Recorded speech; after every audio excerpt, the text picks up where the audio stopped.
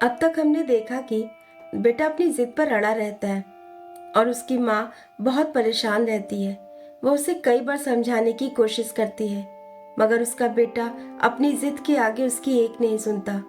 वह ना तो उससे बातें करता है और ना ही ठीक से खाना खाता है।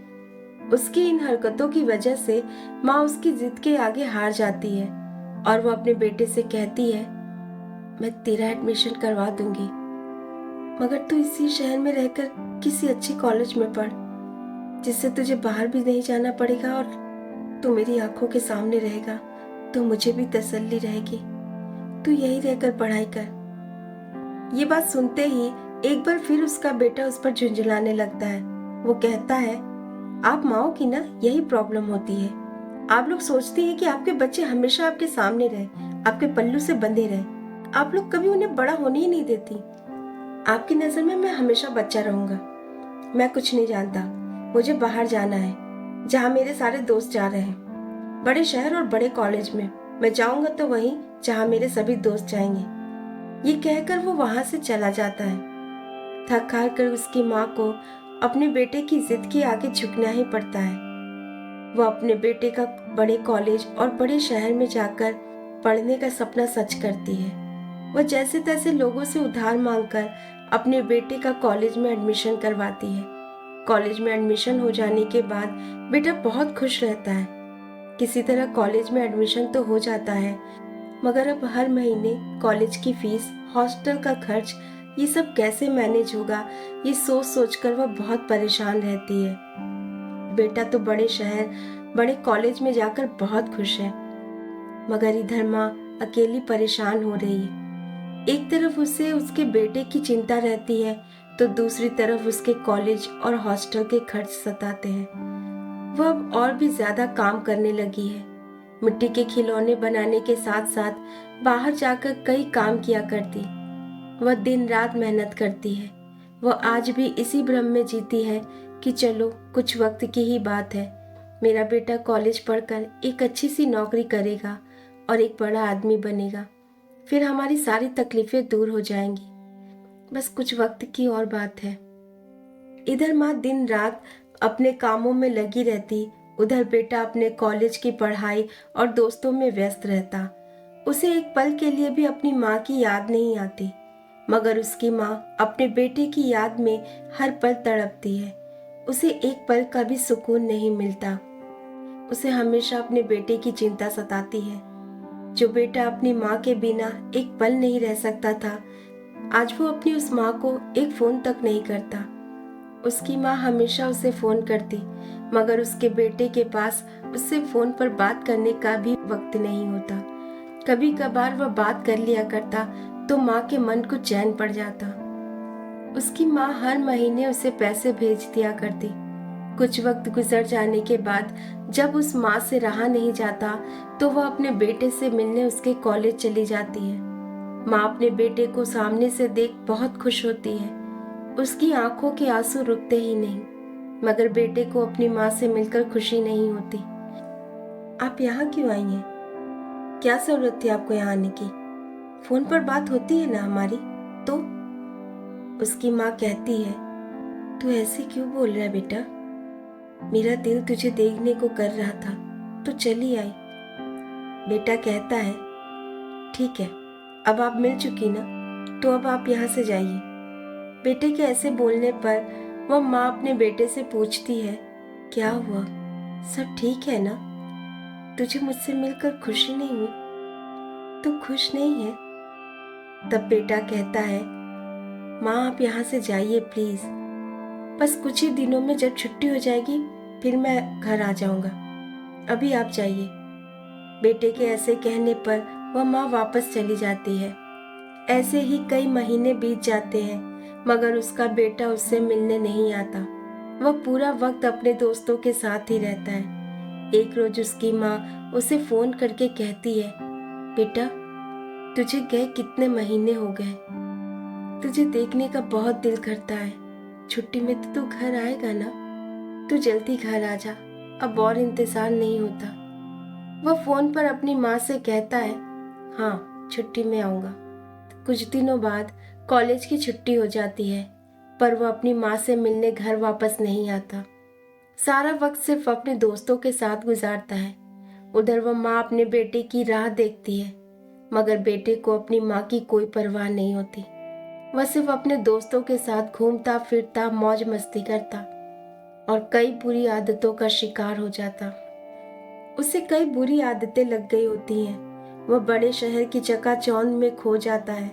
वह घर वापस आना नहीं चाहता। उसे अपने दोस्तों के साथ ही वक्त बिताना अच्छा लगता है। पूरी छुट्टी माँ बस अपने बेटे की राह देखती रहती है।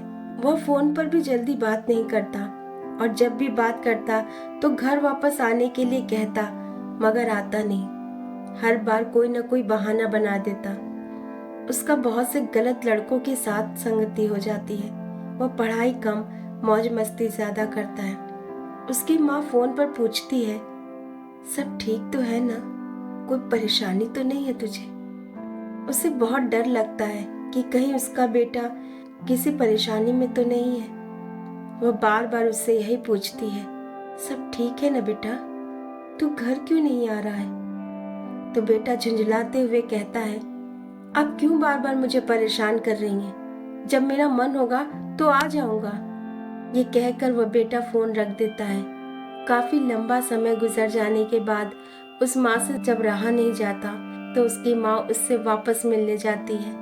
उसका बेटा उसे वहां देख उस पर बहुत गुस्सा करता है। उसे बिल्कुल भी पसंद नहीं आता कि उसकी माँ उससे मिलने उसके कॉलेज आए। उसे अपने दोस्तों के सामने अपनी माँ को लाने में शर्म आती है।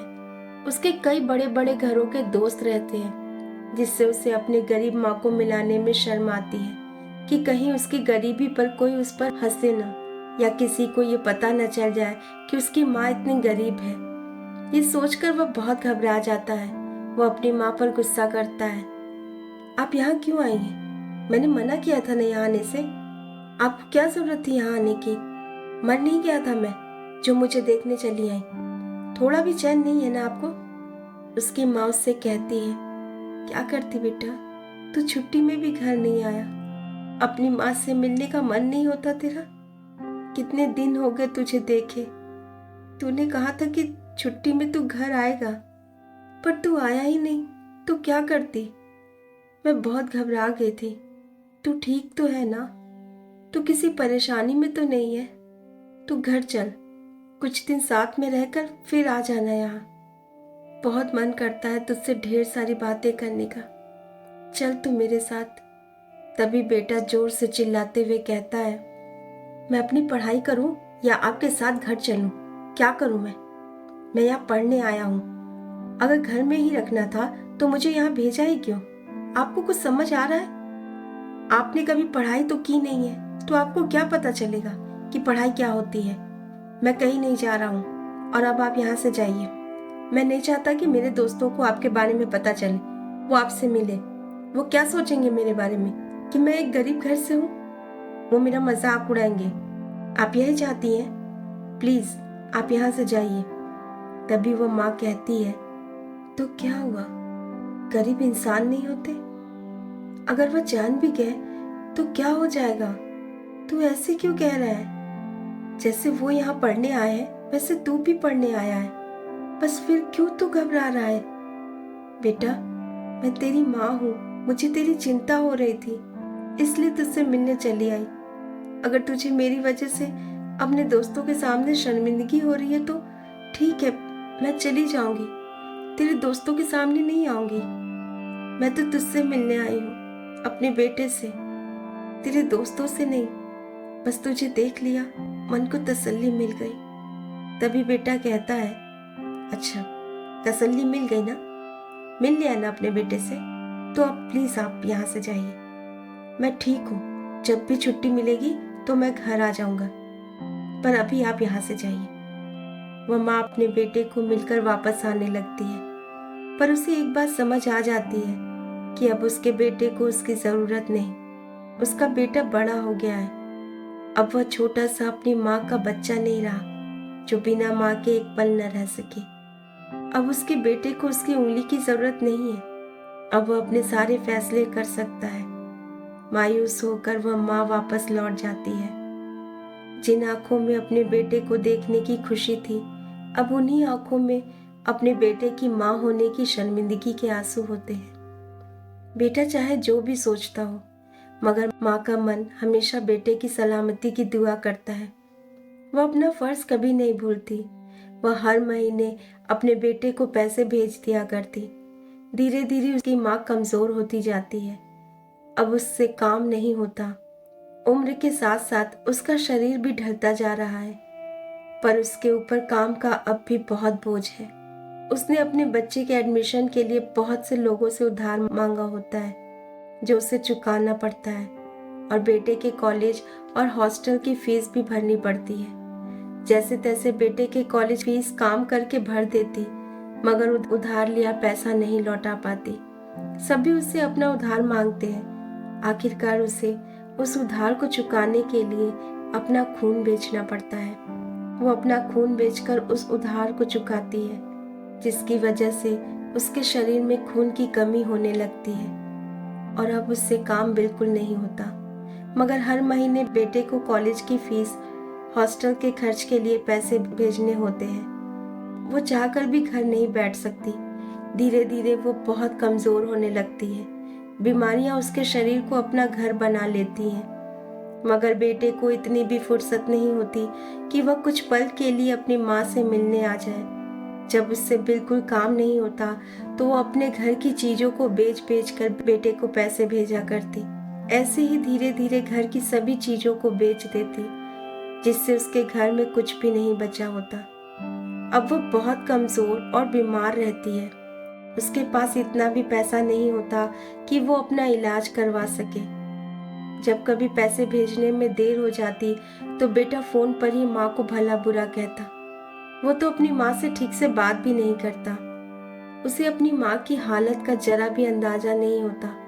वो अपनी ही दुनिया में मस्त रहता है। धीरे धीरे वह पढ़ाई कम और गलत काम करने का आदी हो जाता है, जिसकी वजह से उसका सारा पैसा शराब, जुआ और ड्रग्स में ही चला जाता। इधर माँ समझती है कि मेरा बेटा पढ़ाई कर रहा है, मगर उधर वह बेटा अपनी अय्याशी में डूबा रहता। उसे इन सब की इतनी बुरी आदत लग गई होती है कि वह अब हर वक्त नशे में रहता। कॉलेज भी बहुत कम जाता। जब भी उसे पैसे मिलने में देर हो जाता तो वह अपनी माँ पर गुस्सा करता। एक बार उसकी माँ उसे कहती है, बेटा अब मुझसे काम नहीं होता, अब तू वापस आ जा।